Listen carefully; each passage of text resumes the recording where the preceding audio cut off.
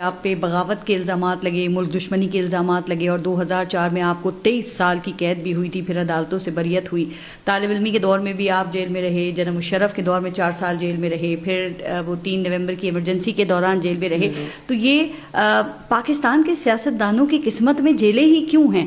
اور ہاشمی صاحب، کیا واقعی یہ غداری اور ملک دشمنی سیاستدان واقعی ایسا ہوتا ہے کوئی؟ دیکھیں، ہمارے ہاں سیاستدانوں کو تو انہوں نے قتل کر دیا۔ لیاقت علی خان کو یہاں پنڈی میں ان کو گولی مار دی گئی۔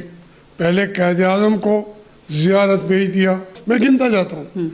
پھر خواجہ ناظم الدین تھے، محمد علی بوگراج، حسین شہید سہروردی، پھر سب کو نکالا۔ تو اس لیے سیاستدان کبھی آئے ہی نہیں ہے۔ ایوب خان کے دور میں بھی بھٹو تو ان کو ڈیڈی کہتا تھا۔ یہ جتنے سیاستدان آپ ہیں میرے سمیت، یہ انہوں نے خود پیدا کیے ہیں۔ جب تھوڑی سی کوئی آنکھ دکھاتا ہے اس کو پھر اس کی ٹھکائی کرتے ہیں۔ سر آپ دیکھیں، عمران خان پہ بھی یہی الزامات لگے۔ وہ جو سائفر کیس تھا وہ اسی قسم کا کیس تھا، لیکن پہلے کہا جاتا ہے وہ اتنا کمزور تھا کہ 26ویں آئینی ترمیم سے پہلے کی عدلیہ بھی اسے برقرار نہیں رکھ سکی۔ جاوید ہاشمی صاحب، آپ کے خیال میں کیا عمران خان پاکستان سے بے وفائی کر سکتے ہیں؟ نہیں، میں نے یہ تو کوئی ایک آدمی بھی نہیں کہتا۔ یہ صرف ایک، اب جب اپنے باتوں کا جواب نہیں دے سکتے تو پھر اس کا نام لیتے ہیں۔ وہ عمران خان کا بھی، میں ان کی چاروں بہنوں کو جانتا ہوں جو وہاں بیٹھی ہوئی ہے لندن میں یا امریکہ میں، اس کو بھی جانتا ہوں، اس کے سارے والدین کو، چچاؤں کی ساری سیاست۔ اور عمران خان سے بڑا محب وطن کوئی ہے ہی نہیں۔ کرپشن کے بھی مقدمات بنے، میں ان کی ڈیٹیل میں نہیں جاتی۔ آپ سمجھتے ہیں عمران خان کرپٹ ہے؟ نہیں، میں کرپٹ تو کبھی اس کو میں نے کبھی سوچا ہی نہیں تھا۔ اب اس کے احکامات سے کسی نے فائدہ اٹھا لیا ہو تو لوگوں کو، جن کو اس سے نقصان پہنچا ہے، وہ کہنے لگے وہ کرپٹ تھا۔ اب ان کے سب، ہر آدمی کو تو میں ڈیفینڈ نہیں کروں گا، لیکن عمران خان جو ہے اس سے زیادہ محب وطن، زیادہ ایماندار آدمی کوئی ایسا سیاستدان آیا ہی نہیں ہے۔ ٹھیک، اسی لیے اس کا علاج یہی کر رہے ہیں کہ اس کو سائڈ پہ لگائیں، سیاست سے نکالیں۔ جیل میں ڈالا ہے، وہ کھڑا ہو گیا ہے۔ اب کہتے ہیں جیل سے بھی کسی طرح نکالیں، کبھی اس کو آفرز دیتے ہیں۔